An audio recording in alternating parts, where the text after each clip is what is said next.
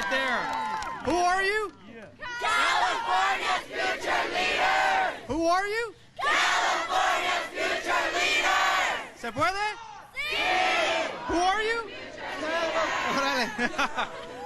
Well, good morning, everybody. My name is Eric Guerra, and it gives me great pleasure on behalf of the California Latino Capital Association, an association of Latino capital staff, lobbyists, advocates, and people in the agency sector and nonprofits, to welcome you to our state capitol, to welcome the Chicano Latino Youth Leadership Project.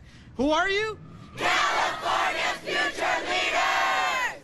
It's our pleasure today to give you an experience of what many legislative staff and advocates go through in our state capitol through our mock hearings and legislative day. For me, it gives me great pleasure to recognize a member of our association and also the president for the Chicano Latino Youth Leadership Project, and an alumni of the program as well, Max Espinosa. Please give a welcome to our president. Thank you.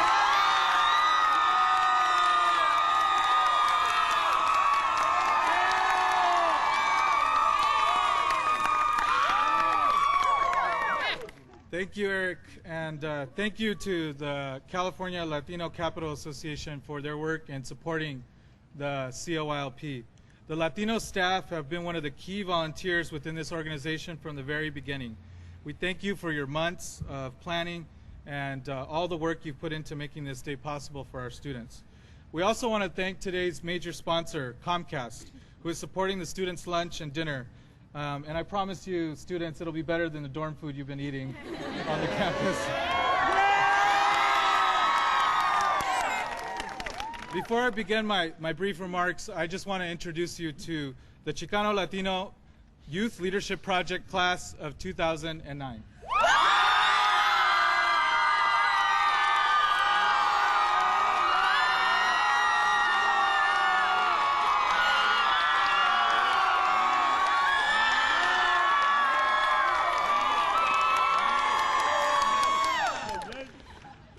Wow, okay. The CLYP is a statewide community-based organization founded in 1982 whose mission is to enhance and build the leadership potential of California's Chicano Latino youth to build communities and create a stronger, more prosperous state and nation. The CLYP envisions a future in which California and all its communities prosper as a result of a new generation of leadership. For 27 years, the Chicano Latino Youth Leadership Project has brought 120 to 140 high school students from throughout the state of California to participate in a week-long intensive leadership training program in Sacramento. The CLYP program participants are housed on a college campus and attend powerful workshops and seminars that enhance their leadership skills, academic preparedness, self-esteem, cultural awareness, and provide an understanding of state and local government. Throughout the week, students hear from professionals from across the state and country on various topics that provide useful information in an effort to provide these young people with the opportunity to assume leadership roles throughout our state and country. Make no mistake about it, these young people are preparing to lead the state of California. Yeah!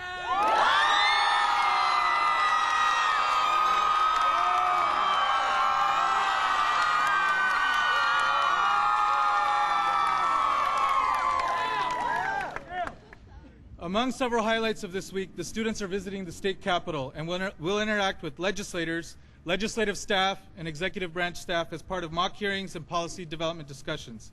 This is why we are here today. But we are also here today to show the world that the future of California, despite all the things that we've been reading and hearing about, is bright as we prepare these young people to be California's future leaders.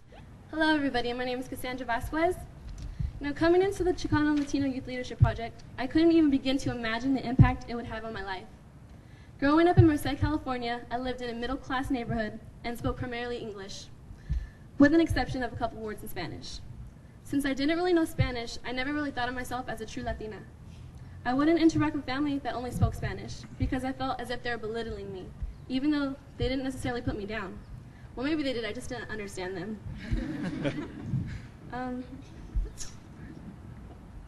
I was ashamed. I was ashamed that I couldn't speak Spanish. I was ashamed that the color of my skin was lighter than most Latinos.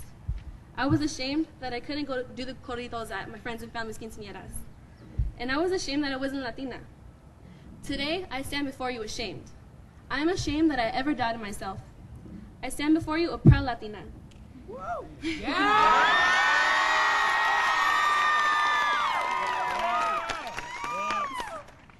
And it's thanks to this conference that I'm able to say that. This conference taught me that being Latina isn't distinguished by the color of my skin. Being Latina, it's in my blood. In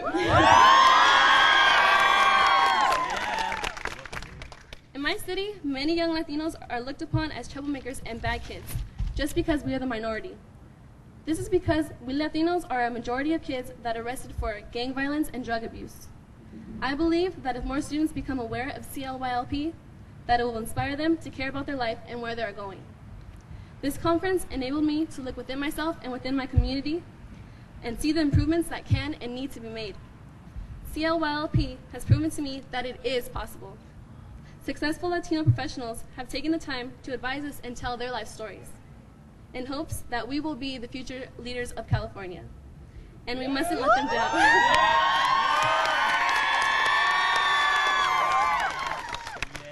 And we mustn't let them down. We mustn't let ourselves down. And we mustn't let Latinos down. Sorry. We are living proof that Latinos everywhere have a voice, and it is our responsibility to make sure that our voice is heard. Thank you. It gives me great pleasure to welcome our second student speaker, another young leader, Andrew Aguilar, a student participant.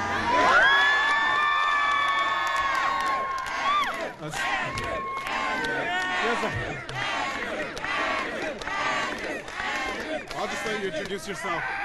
A student participant from El Monte, California, and a student at South El Monte High, and it sounds like you have a fan club here.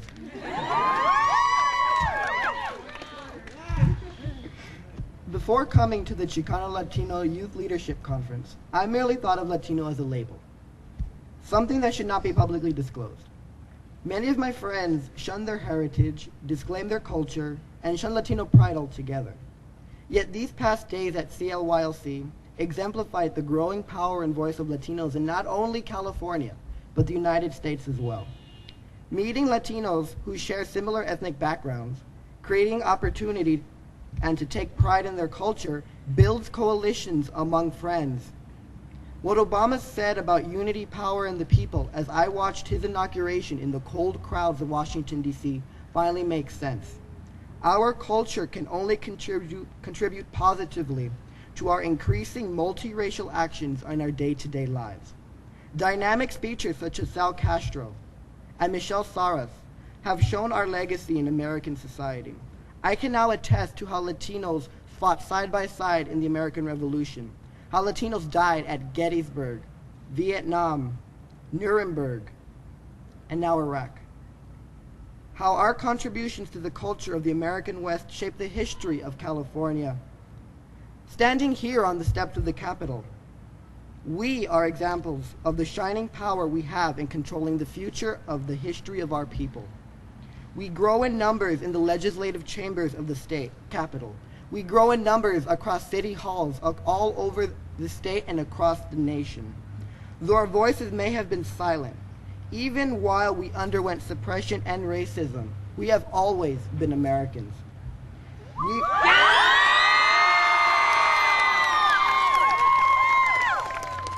We will march side by side into the future with all ethnicities as we did in the past.